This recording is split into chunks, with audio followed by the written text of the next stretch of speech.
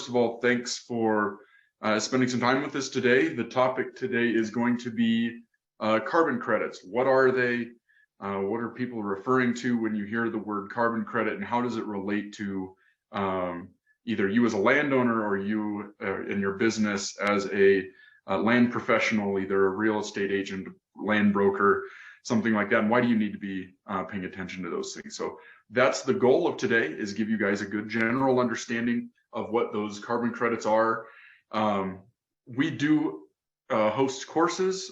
We have users of our platform have access to our carbon credit experts. I would not consider myself a carbon credit expert relative to some of the folks that are on the team and you have access to, and are a resource for you if you're a user of the platform. We're going to try to give you a very 30-40,000 foot view of what we're talking about with carbon credits. And again, if you want more detailed information about that, we do hold courses through the Real Estate Land Institute. Those are either in person or virtual. So if you or your organization want to reach out to us and have us host a course for you, we absolutely will do that. I think our last course was last month in Georgia. So we were down there. Carbon was a very hot topic down in Georgia, obviously, with all of the hardwood timber stands that are down there and the impacts that it has for landowners and land professionals down there. So just some quick housekeeping to get out of the way. This is being recorded. Now you can come back. We will post this and we'll host this on the LandGate website. And we will also, I believe it will be out on our YouTube channel as well. So if there's something that you hear and get confused about and want to go back and do some more research on, you will be able to go back and watch this video again. A lot of you on the call know Jensen Fair. Jensen's on the call with us. Jensen is our Vice President of Real Estate here at LandGate, and he talks with a lot of you land professionals on a day-to-day basis, and he's going to be on the call as well. Hey everybody, good to see some familiar names. If you don't have my info, it's always jf@landgate.com. You can shoot me an email or give me a call, and I'm always here to help. And correct me if I'm wrong, Jensen, we will be posting this video up on the resource page on LandGate as well. For those users, they'll be able to access the link to this on LandGate. Is that correct? Yep, up in the top right-hand corner of our page, you'll see resources, or in the news section right now. If you click there. In the news section, okay. Yep. But this is going to change to the Agent Resource Center soon. But you can look through here, see blog postings, trainings, all sorts of different stuff. So I'll put a link to it in the chat as well. Awesome, very good. And if anybody out there who has not signed up with us, if you want to get more information about what we do on the real estate side or the landowner side, there are resources on the homepage where you can go and do some research, find out what you can do as a landowner using LandGate, and then also what you can do as a real estate agent using LandGate as well. So without further ado, we are going to go ahead and get into carbon credits. Feel free at any time, guys, go ahead and put questions in the chat. I'm sure there's going to be plenty. I'm a scientist by training, so sometimes I breeze past things a little too quickly. So if you are confused by anything that I say, do not hesitate. Feel free to send something in the chat. Jensen will pull that and we'll go ahead and get that ironed out. If you have a question about it, I'm assuming everybody else likely does as well. So don't be afraid to ask questions about that. The topic of the day, carbon credits. What the heck are they? This is pulling some similar material to the courses that we teach. So feel free to use this as a resource here. But when we talk about carbon credits, there's multiple different types, but when we refer to them, we refer to what's called a voluntary carbon credit. Those are tied to the surface of the land, meaning in a way it's an incentive for a landowner to increase the soil health on their property. So what can that landowner, that farmer, that rancher, that timber developer, what can they do to further incentivize soil health by sequestering additional carbon dioxide out of the atmosphere and putting it into the soil? Now, the landowner can get compensated by increasing the amount of carbon dioxide that their parcel can sequester. They will get compensated by entering a contract and saying, yes, I will go ahead and, let's say we'll talk forced carbon credits. Voluntary forced carbon credits are probably the most ideal that I'm seeing in the United States right now. So we'll use that as an example. If I own a 200-acre tract of land in Tennessee and it's covered by trees, I have a choice to either cut those trees down and earn revenue from sending them to a pulp or a lumber mill or something like that, or I have an option now by entering my property into a carbon credit program or having a real estate agent or a broker create a listing for me and volunteer to put my property into a program. I now have an incentive that without having to cut those trees, I can still earn some revenue. So I have to sign a contract saying, I'm not going to cut down my trees for the next 12 months. If I do not cut down my trees for the next 12 months, I'm going to get paid by someone who's emitting carbon dioxide. So that would be some sort of industrial or commercial emitter of carbon dioxide. So think of a power plant or United Airlines or Amazon with all of their trucks. These folks are emitting carbon dioxide into the atmosphere every time they do a transaction, every time they operate their business. The land and the photosynthesis on the land is essentially pulling carbon dioxide out of the atmosphere. None of us should be surprised about that. That's basic science class from 7th, 8th grade. But you have emitters and you have sequesters, okay? The emitters are also voluntarily, and that's why it's called a voluntary program. They are voluntarily saying that they are going to offset however many tons of carbon that goes in the atmosphere. They are going to pay someone who's pulling that CO2 out of the atmosphere so that it's a neutral equation. If you're doing a mass balance equation, carbon dioxide coming out, carbon dioxide or coming in, carbon dioxide coming out of the system, they want it to be neutral. So they're going to offset the amount of carbon dioxide they put in the atmosphere by paying landowners to increase the amount of CO2 that can be sequestered on their property. In a nutshell, that is what we're talking about with carbon credits. And I see there's a chat already. Let's see. Okay, so we're good. That's not a question. Now there's multiple types of carbon credits when it comes to the landowner. Okay, the one we're really going to focus on is forestry carbon credits. So anything with timber on it, trees, shrubs, things like that. That's what we're going to mostly focus on. The other types that I'm sure some of you are familiar with or you've heard of are going to be agriculture or grassland based. Now, the big difference, in my opinion, without reading off of a slide, but just me talking to you as someone who somewhat understands the process, the big difference here is the term of those contracts. Forestry, we're seeing contracts now down to 12 months. So 1 to 2 years, if you're not cutting those trees down, in a nutshell, it's essentially free revenue for that landowner. It's free commission for you as a land broker or a land professional by bringing that opportunity into the marketplace.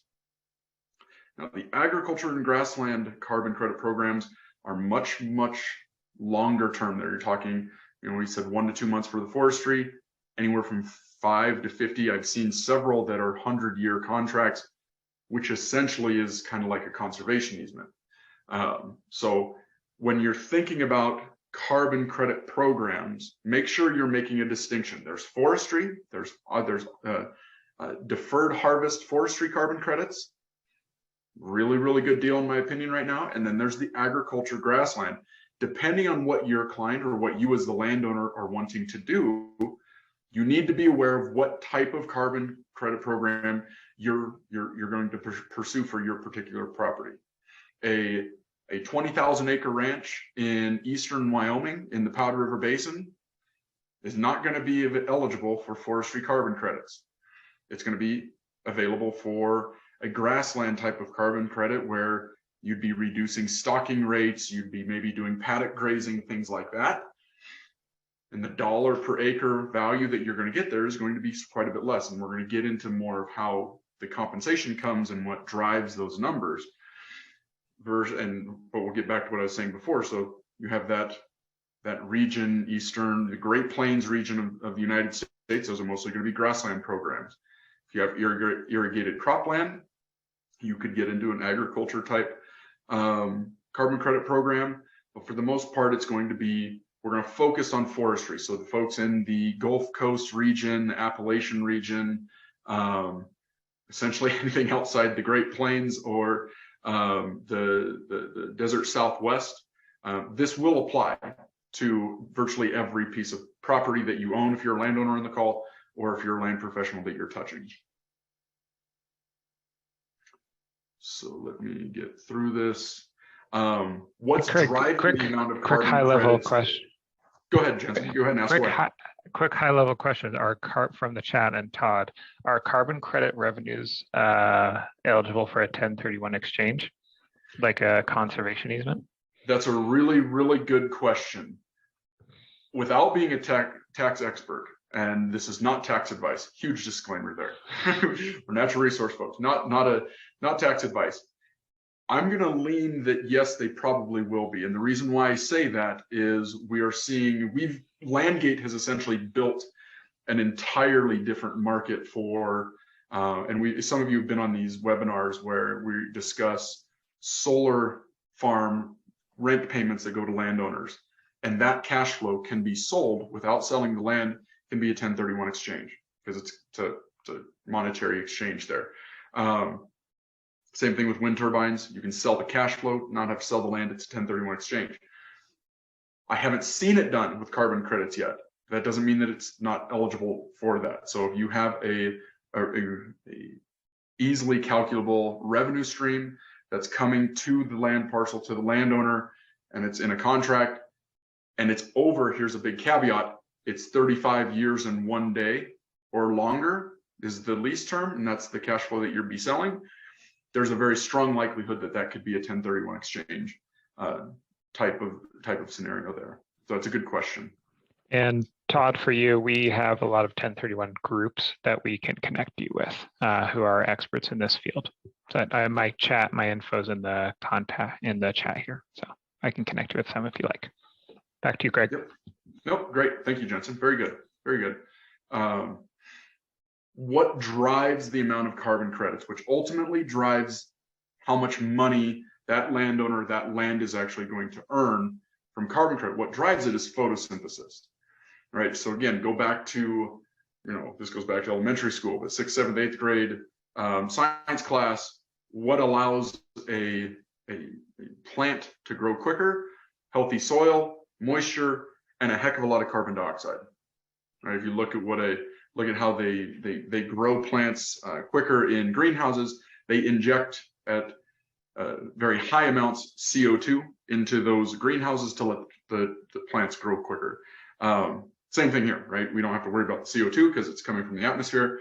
But what drives the main metric is how much water, essentially. How much water is being precipitated, how much rain does an area get, but that drives it. The soil types, what's the organic content, which is kind of derived from the first, is how much water does it get. But a lot of things go into account there. What are the tree types? What types of species are there? What is the quality of the wood? What are the soil types? All of those factors are taken into account when we as LandGate run a calculation on a certain parcel. We take all of those things into account. Grasslands, mostly driven by soil and whatever kind of operations you have from a ranching perspective, and then farming, clearly a lot of operational things that can be done there to either improve or decrease the soil types there. So there's a lot of variability on the farming side based on what the farm operator is actually doing there. The type of crops, irrigation, all those things can really affect that. But I see another question, Jensen. Yeah, Craig, on that note, with the different types, would a pecan orchard be considered forestry for the purposes of carbon credits? Boy, pecans are really getting popular. Well, I wouldn't say popular as in people wanting to start new pecan farms, but I've had a lot of conversations with pecan farmers and which are mostly all coming out of California, out of the valley. But it would not necessarily qualify for what I'm saying is a harvest deferral forestry carbon offset. So think of a harvest deferral. If you have land in Tennessee, Virginia, the Gulf Coast, East Coast, and it's 20 miles away from a lumber mill, and you've got a bunch of pine growing on it that's ready to be harvested, there's a risk that those trees are going to be harvested for the consumption of timber or pulp, okay? A carbon credit developer, and we'll see that kind of how the process works here a little bit. The developer themselves are the ones that are going to convert the contract with you as a landowner or a realtor representing a landowner. They are going to convert that contract into an actual carbon credit. So it's whatever specifically that developer is their specialty. When it comes to a pecan farm, they're going to look at it and say, what is the risk that these pecan trees are going to be harvested for some other purpose, that they're not going to be there? And what is, by keeping them in the ground, how does that improve the organic content of the soil that's there? How does that keep reducing the amount of carbon dioxide in the atmosphere? So that's what they'd have to look at. In my opinion, if I had an almond orchard and I was still going to keep farming that almond orchard, it doesn't really matter what type of orchard it is, I would create a listing to put out onto our marketplace, and I'll show you that here in a little bit, just to simply get it out in front of all of the different carbon developers that are out there. Let them know that the opportunity exists and that you as a landowner or you as a land professional representing that landowner are interested in this program. It's much, much, much higher probability of getting something started on your property by being proactive and ingesting yourself into the marketplace versus sitting back and saying, well, I've got 200 acres of almond trees here. Let's just wait and see if someone knocks on our door.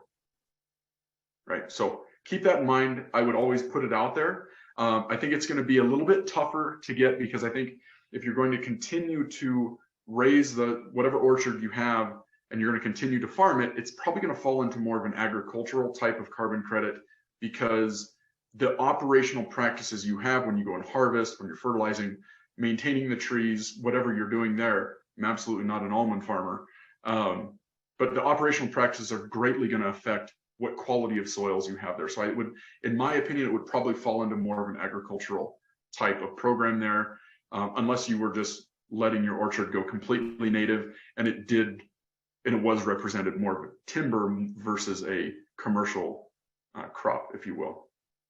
I hope that makes sense. Again, something that's important.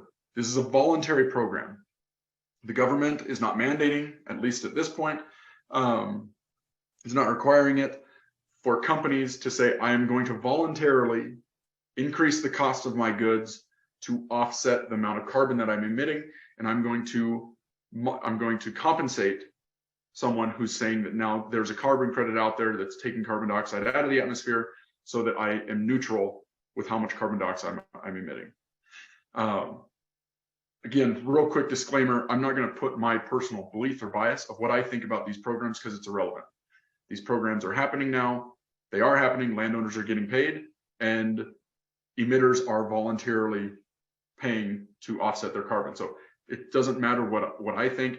And just a little bit of advice there, it doesn't really matter and if you love carbon credits or you hate carbon credits, this is happening now. This is happening across the United States, across the world, and landowners, the people who are being compensated for it, need to understand what it is. Again, what the landowner has to do is essentially adhere to whatever contract they said they're going to enter with that developer. So if they say that they're not going to cut their trees down, they can't cut their trees down.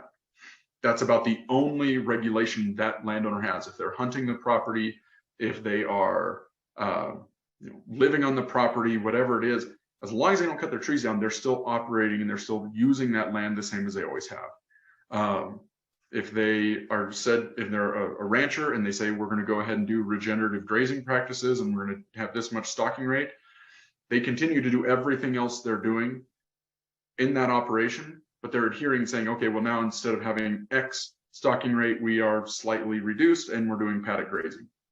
That's it. That's the only thing that landowner has to do to be compensated for whatever carbon credit program they qualify for. Same thing if they were reducing tilling, things like that. I do want to emphasize that the reason why I'm high on the forestry carbon credits, because it's a very short term. It's a very short term. You don't get locked in to a contract because you never know what might happen, especially the way things are going. Who knows what's going to happen in 12 months, much less the next 12 years. So you really don't, you want to be cautious of what kind of project you're going to get locked into, and make sure that you have someone who understands what they're doing reviewing that contract with you, which is why it's always, if you're a landowner on the call, it's always advisable to be working with a land professional that has gone in detail about how these contracts work, things like that. And then again, how does a landowner get paid? How would the land professional get paid? For a forestry carbon credit, if you say that you're not going to cut your trees down for 12 months, well, you adhere to that for 12 months. If you demonstrate that you didn't cut your trees down, send pictures, let someone walk the property. After the 12 months, then that landowner would get paid.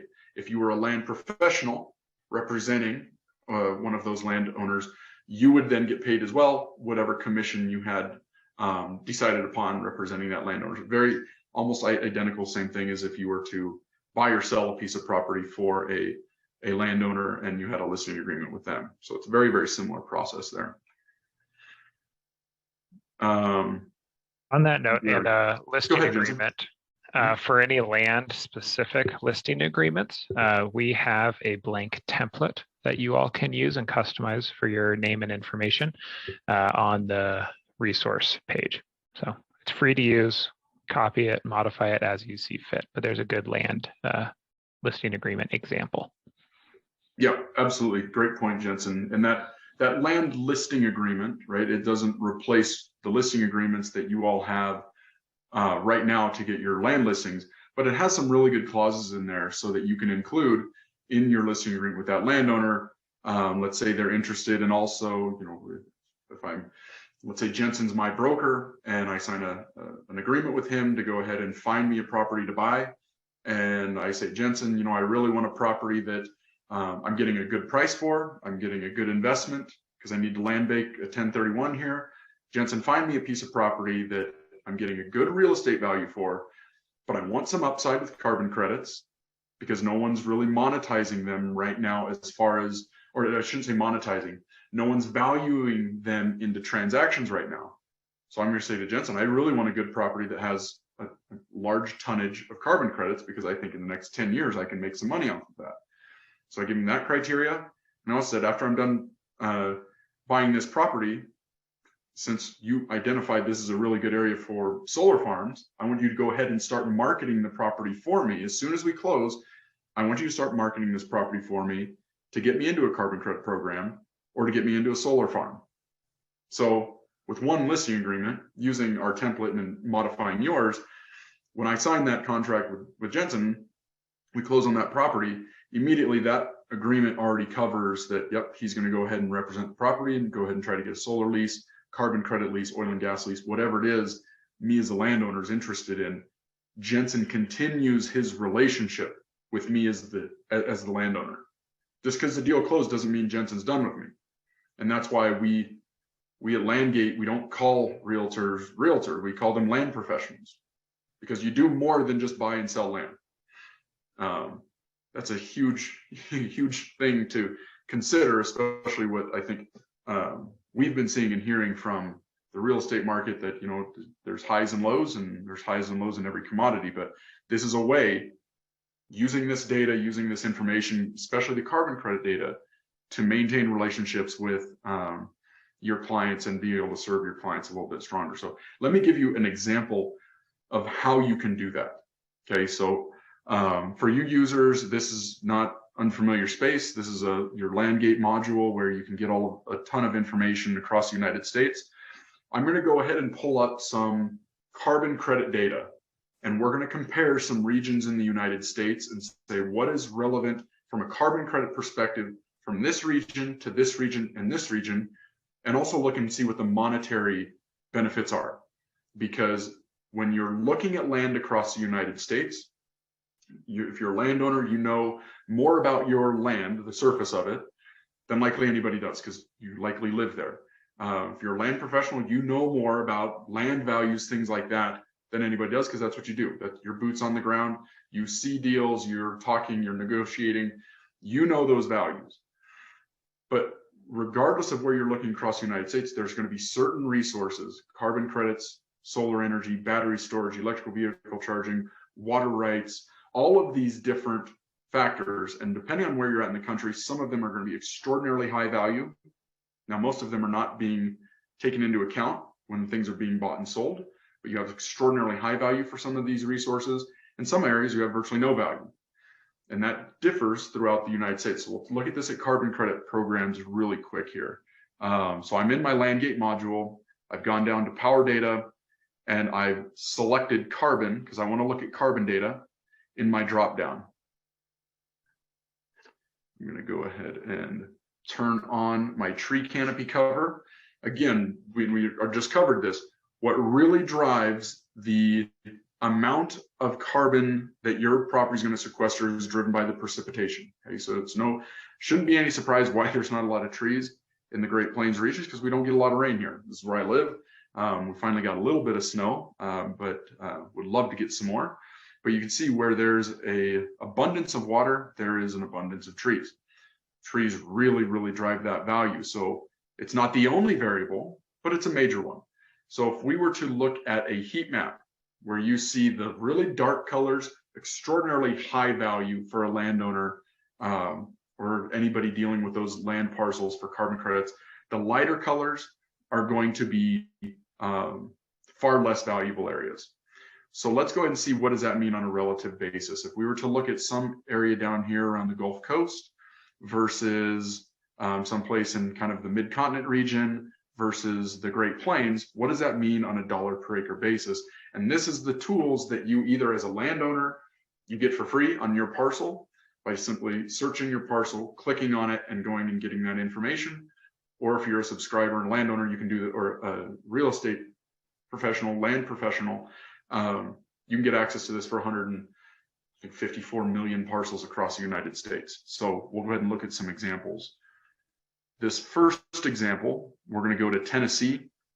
And if we look at this parcel, I just simply clicked on this parcel from my map here.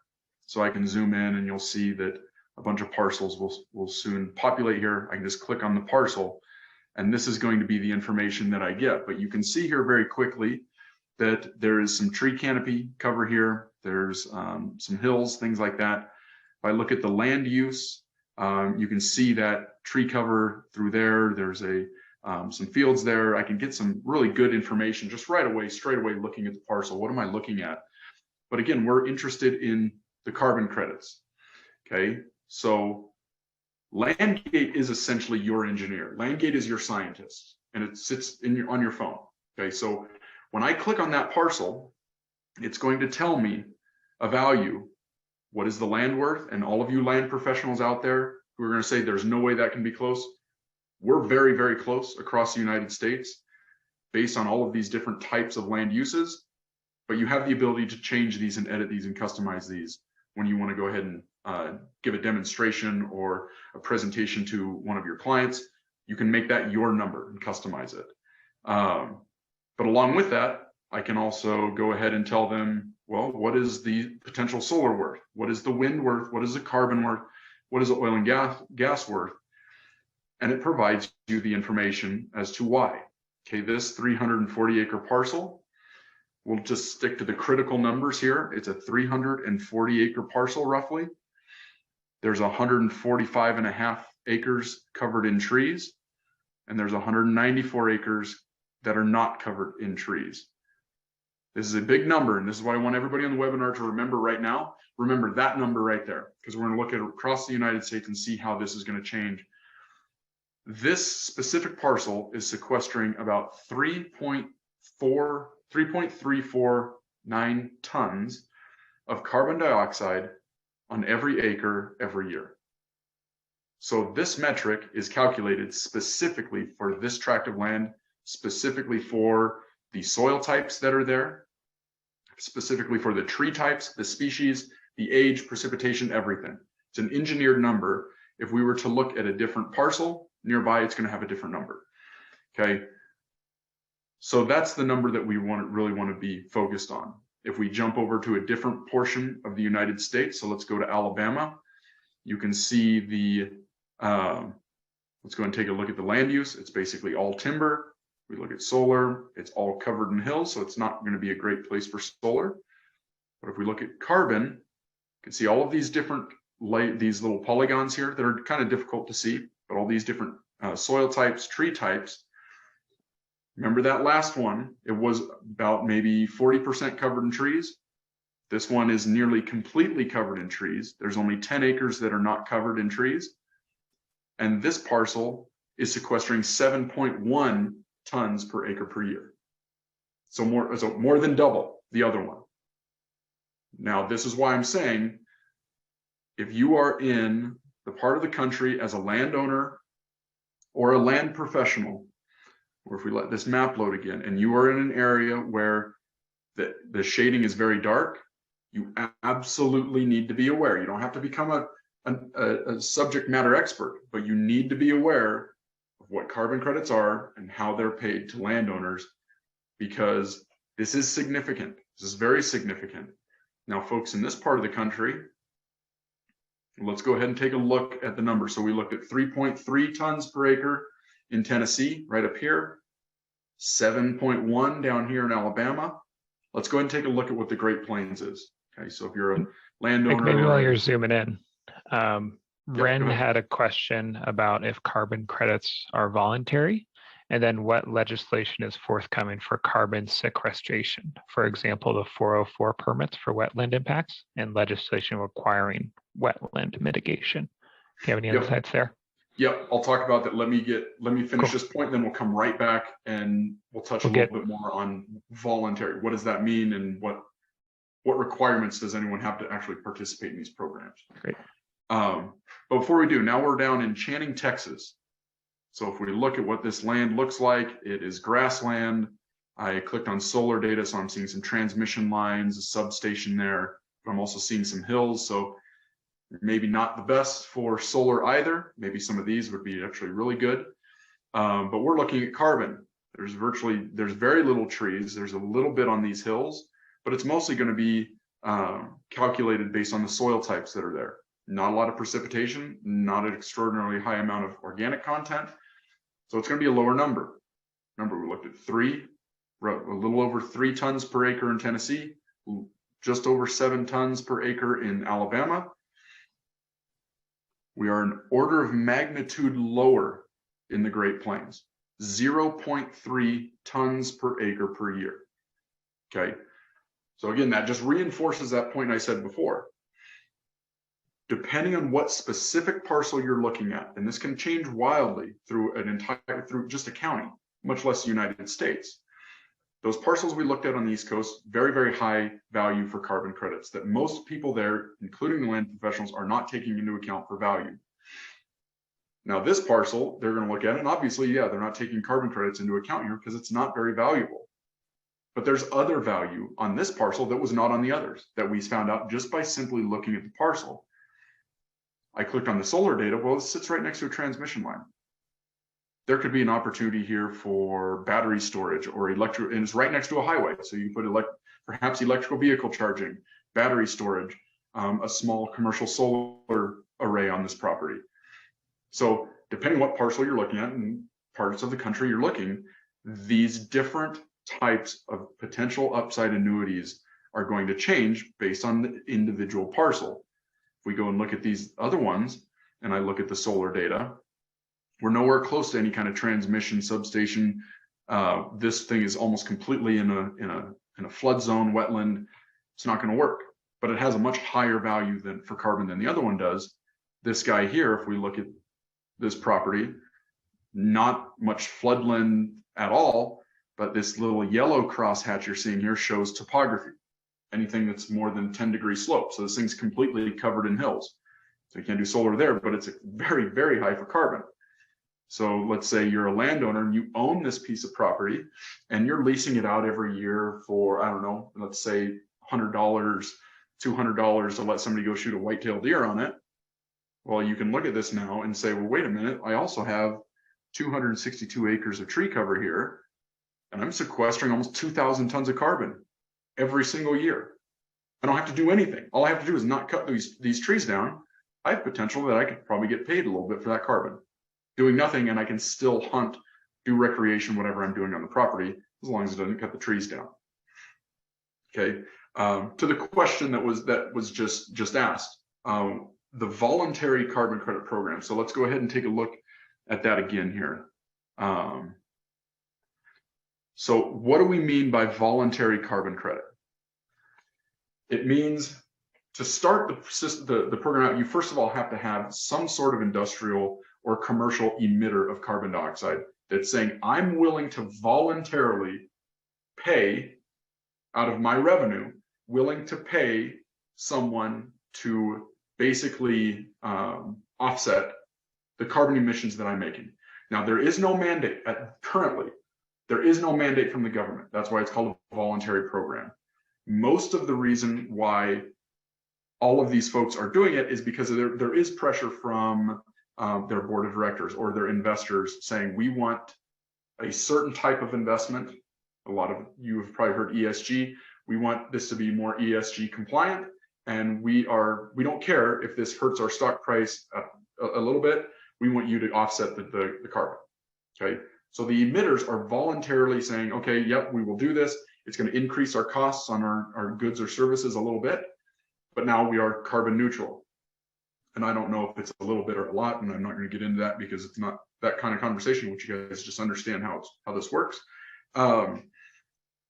The landowner side, they also are voluntarily entering a contract with a developer that's going to say, I am not forced to not cut my trees down. I'm not forced to not till my land right now. I'm not forced to reduce my stocking rates if I'm a rancher. I'm voluntarily putting my property into this contract, knowing that I'm likely going to have less revenue on whatever operations or services that I'm offering, but I'm going to get compensated because this emitter is going to pay me for that carbon credit. So I hope that clarifies what we're talking about with voluntary offsets and how both sides of the transaction kind of interact. And then Jensen, what was the second part of the question? If you know anything, for example, the 404 permits for wetland impacts and legislation requirements for wetland mitigation. So I don't know specifically when you're talking about wetland mitigation, things like that, and how that would fold into either a conservation easement or a carbon credit. Because I've had conversations with quite a few land professionals, even landowners, saying, well, do we do a conservation easement with wetland mitigation, for instance, since it was asking the question, or do we go with a carbon credit route? In my opinion, I would explore both of them because you might be able to do them side by side. If you're entering a 20, 30-year conservation easement or wetland mitigation program, I would absolutely put the same property out there, say, well, we're getting ready to do this, which is going to increase the amount of carbon that's going to be sequestered on this property. Get into the market and see what you can do in a parallel effort of what you can do for a carbon credit program. That would be my recommendation there. Again, it's going to be very, very difficult unless you get it out into a marketplace where people can see the opportunity and see that it's there to get any kind of project done versus sitting there and hoping someone's going to show up, or, to be honest, making cold calls. I know I've talked to several land professionals that have, they'll just simply pick up the phone, give somebody a cold call at one of these carbon developer companies, and it is not surprising they kind of get a cold shoulder, say, yeah, we'll call you back later, not interested.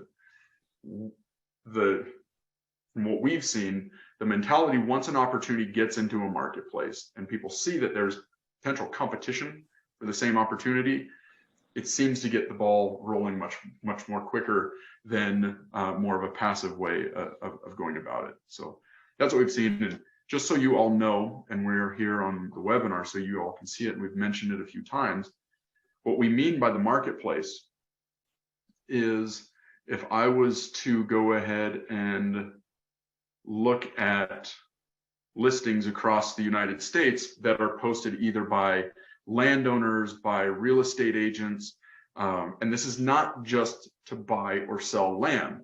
So a lot of these pins, people are, yes, they're selling land and it's being represented by a land professional and it's their listing. And there's other folks that are landowners that have raised their hand saying that they're selling their land themselves and they're creating self-listing. But this marketplace is unique because you can also explore solar, wind, carbon credits, water, oil and gas, and mining. So if Jensen's a land professional and he knows me because he helped me buy, let's say, this piece of property down here in Alabama. I never looked at it. I live in Colorado, but it looks like a good investment property for me because I bought 2,000 tons of carbon from somebody who was selling this property who didn't know what the heck a carbon credit program was. So I'm going to rely on Jensen. Jensen, great. Close the deal. There we go. Jensen got his commission off the sale, but he's not done working with me. Jensen, go ahead and get me in a carbon credit program. So what Jensen's going to do, he's going to create a listing on LandGate, and the pin is going to go up, and it's going to be for carbon credit programs. Any carbon developer on the planet who wants to see what is out there in Alabama for timber deferral, or any one of his, it could be an almond orchard, and say what is available for a potential carbon credit program, they can go ahead and see that. They can click on the button. If Jensen listed it for me because he's my land professional, they reach out directly to Jensen. They don't call LandGate. We're not a broker. We're not any of that. We don't take commissions. They call Jensen. Jensen gets the offer, brings it to me as the landowner, and we decide what we want to do. You can do that for solar, wind, any of those resources. If I'm a landowner and I list it myself, there is still no commission. A direct call is going to come to me when they see that property. And let's say I listed that Alabama property myself. I'm going to get a direct call from the developer, same as if I had the biggest flag on my mailbox in the world and every developer knew how to send me a letter to potentially get me in a solar, wind, carbon, water lease, whatever it is. I'm basically raising the world's biggest flag here saying, hey, I have property. I'm interested in receiving offers. Send me what you got. Then I can make a decision what I want to do. So that's the marketplace in a nutshell. Can be self-listed by landowners. The majority of these folks work through a land professional and are listed that way. And one thing, if I can jump in, Craig, Doug, to your question about the voluntary exchanges and getting listings shown on LandGate, we have many partnerships with brokerages, MLSs, feed sources across the nation. I'm happy to talk with you after this and make sure that any land listings that you have can get up on our site. We can also pull them from your website in a few different ways, but just connect with me after this and we can make sure to get all your listings shown. One advice thing that I would say, I work with agents all across the nation every single day. My top agents who are using LandGate are approaching all of their clients who they've done transactions with in the past year or a couple of years. And what they're doing is approaching them and saying, hey, like, you can post, you want to keep your land. I would encourage you to post it on LandGate to lease either carbon or solar or wind or any other resource that they want. My agents who are doing this have found that it's a really good passive touch point to retain them as a client and also just continue to brand you as the top agent in the area. And I'm happy to talk with any of y'all more in depth about that. Really easy to do. But keep going, Craig. Thanks. No, you're good. I mean, I'm trying not to make these an hour because I tend to bore people. So I'm done unless there's questions. Which I'm sure there's a few. You ask away. The rest of the time, we can either, if there's no questions, we'll wrap it up in 45 minutes, but we will stay on and we'll answer as many questions as you guys might have. Awesome. We got another question from Christy. Does the value of carbon credit differ from area to area? This might be a good chance to show the heat map again. Yeah, so it does, right? We went through, and again, the carbon credit value on a parcel is going to be determined on how much carbon that specific parcel is sequestering. So let's look at this example here, again on my screen. This parcel is 272 acres, and it's almost all covered in trees. Okay, very, very high value because all of these trees still exist. So if I scroll down and I look at this, and this is really cool data. incredibly cool. I've never seen, I don't know any other source out there that has anything close to this. So you as land professionals, Jensen made a great point, soft touch point with all of your old clients. I guarantee they've never seen this data. I don't care how long they've lived on the property or how much due diligence they did when they bought the property. They've never seen this data. So for this parcel, it's going to tell me every species of tree type. It's going to tell me how many trees per acre for that specific tree. It's going to tell me the average diameter of that specific species on average across the parcel. And it's going to tell me the average age for that species across the parcel.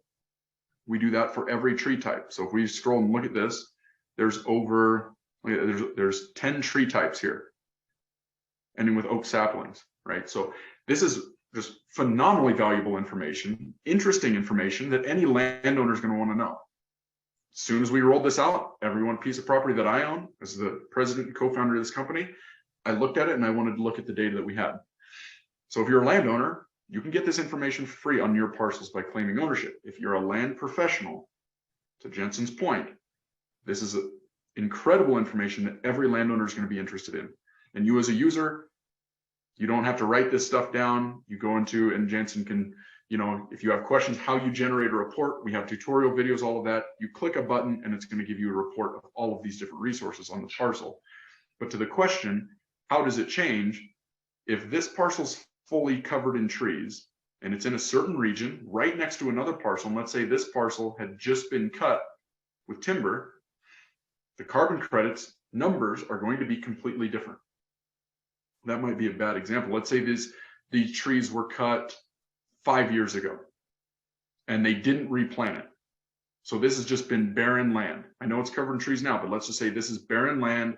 Whatever they were planning on doing didn't go through and they haven't replanted anything.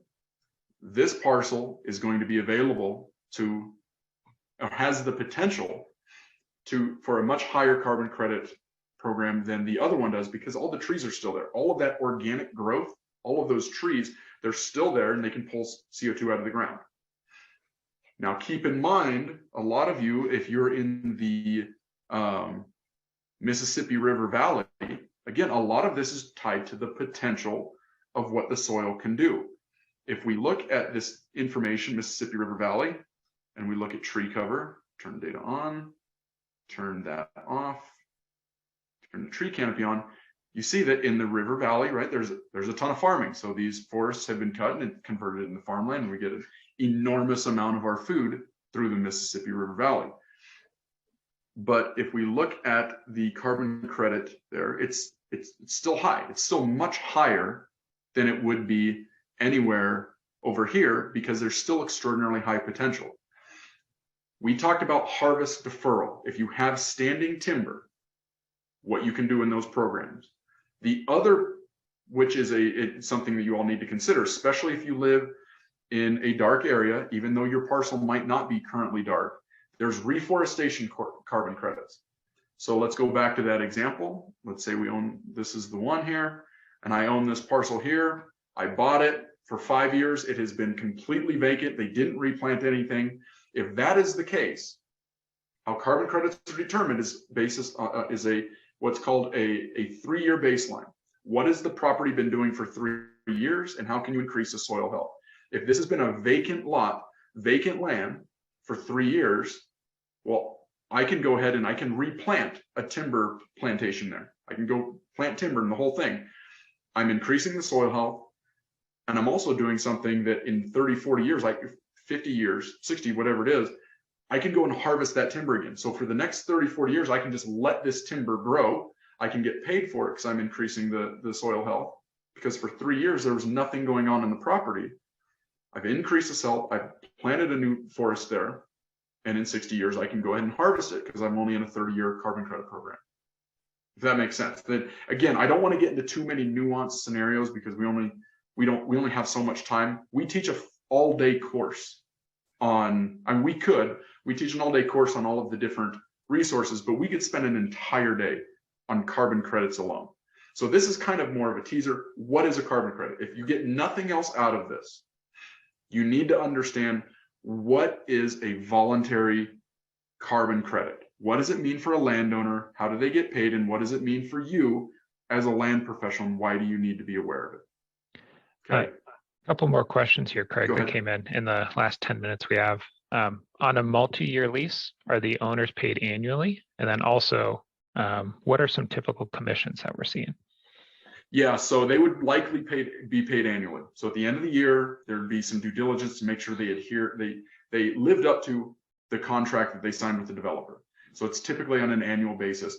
If it's a much larger deal, let's say it's a Weyerhaeuser deal and they did 400,000 acres in Arkansas, well, they might get paid monthly or quarterly because there's that much revenue. Okay, so the larger the deal, the more frequent you're going to get payments. You can bank on most likely annually, every 12 months. The commissions, that's completely up to the land professional and that landowner. From a landowner's perspective, let's go back to this scenario. I just bought this piece of property and Jensen helped me do it. I don't know. First of all, I'm an investor. I don't have time to go ahead and do this myself. It's passive investment for me. Jensen is my land professional. Without Jensen, I'm probably not going to get this thing enrolled in a carbon credit program anyway. So who cares if I give up 10%? The reason why I bring up 10% is we've seen up to 10%. We've seen as little for a very, very large deal. Let's say a solar farm and someone's selling the cash flow and that deal is going to be listed, offer made and closed in 30 days. I mean, that's going to be a much lower deal because it's $40-50 million deal. So it's really up to the discretion of you as the land professional and the landowner, and you want to make it worth your time. Again, you need to be aware of the revenue potential there. If you're signing up 200 acres on the Great Plains and you're really hoping that you're going to make a ton of money commission for carbon credits, you're not going to. But however, you could likely get that listing by showing them the carbon credit information. And then once you're talking through them with the property, you could also say, well, wait a minute, just like this property, I know I'm not going to make anything on the carbon credits. But you know what? I could make a heck of a lot of money if we get a battery storage location or EV charging location there. So carbon and understanding it on a level that you can at least have an educational conversation with your client is a very, very good way to get, just like Jensen said, go back to some of your old clients, new clients, and have a conversation with them and begin that relationship where you're not trying to help them sell their property because they don't want to sell right now, but you're going to help them get revenue on their property. And you're going to help yourself get some more commissions. You're going to help yourself get more deals in a time where it might be kind of difficult to get deals to sell. Another great question would be, on that note too, I would say like the commissions, I wouldn't think about this as a standard or 3-ish% on the buy side and sell side. This would just be you working directly with the buyer. So think about it more of like an off-market deal, like in traditional real estate or residential, where you're just going to like an investor or an off-market person. But like I said, we're not advising on like Craig said, we're not advising on commissions. Those are all up to you and that landowner. So, but does this work like a lease when a property sells? And is there much downside if the landowner wants to sell in the near future? This would be for timber. So I think people could look at it either way. If I'm looking, again, we'll go back to this because it's for timber. Let's look at this example. Let's say I bought this property and it already had a carbon credit program in it. It already had revenue in it. Unless my only goal as the buyer was to harvest the timber, well, yeah, it's going to reduce my value for me personally because I want to buy timber to harvest. Now, if it's me as a guy that's looking or a gal looking to find a place to go shoot a deer or to put a cabin, it's going to add value to me because there's more revenue on that property than there was if that would not have been in a program, right? So I don't have to pay property. In timber, this stuff, especially in something like this dense in this part of the country, you're going to pay you're going to get far more than what the property taxes are. But at a minimum, across the United States, if Jensen's the representing the seller of this property as a land professional, well, he can probably ask more for that property because they're not really paying property taxes. They're already enrolled in a carbon credit program. You stay in it as long as you want, as long as you don't cut those trees down. you're going to get paid a certain amount, and it fundamentally changes the economics for me as the buyer looking at that piece of property, because now I don't, well, wait a minute, I guess I don't have to worry about paying property taxes because it's already enrolled in that carbon credit program, and I don't want to cut the trees down. And now anything that we do to lease that out for an Airbnb home or whatever it is, that's profit. That's pure profit. So you need to look at it. What is your buyer or your seller really motivated to do? I'm guessing not most buyers are buying property specifically to harvest the timber unless it's a timber company and you know what their motivation is, right? Clearly, you're not going to want to try to sell them a parcel that is in a conservation easement or a carbon credit program, because that's not what they're interested in. 95% of other buyers outside of that specific segment, it adds value, in my opinion. People can have different opinions on that, but if there's revenue on it, there's value there. Especially if I don't have to do anything. I'm passive. I just have to sit back and not cut those trees down, which I'm not going to do anyway. A couple other questions from in our last couple of minutes, so feel free to put them in the chat. If we don't get to them, we'll send out more info after. But Christy, so you're purchasing carbon credits, maybe more inclined to purchase in Alabama versus Colorado. This would go back to like that heat map and essentially how dense the trees are, how much carbon they would be potentially offsetting. So that heat map is a great tool that we have in the Power Realty program. Let me get this to load. Yeah, so it depends on where you're at in Colorado. Right? It depends on where you're at. There's some high value, there's some very low value. Same thing as solar. And then for Matheson, I can send you a link for this after, but all of this info for our agents is in our Power Realty subscription. This is a simple $50 per month to access this. You can always post any land listings or any listings you all have for free on LandGate. Just go to LandGate and click post my listing, or you can talk to me about importing that from another source. But all of this does come with that Power Realty subscription, and I can get you all set up with that if you want. I can also put a link in the chat to subscribe right away. As soon as you are set up, we do a one-on-one training with our onboarding team, and they'll walk through every single tool here, how to post your listings, how to pull reports, all that good stuff. Yep. Mary, I love that you love this data. We're here to help. We want to make sure y'all are expanding into land, making the best use of this for your clients. And so, yeah, it's a really great tool. Thank you for that. With about 2 minutes left, do we have any other questions?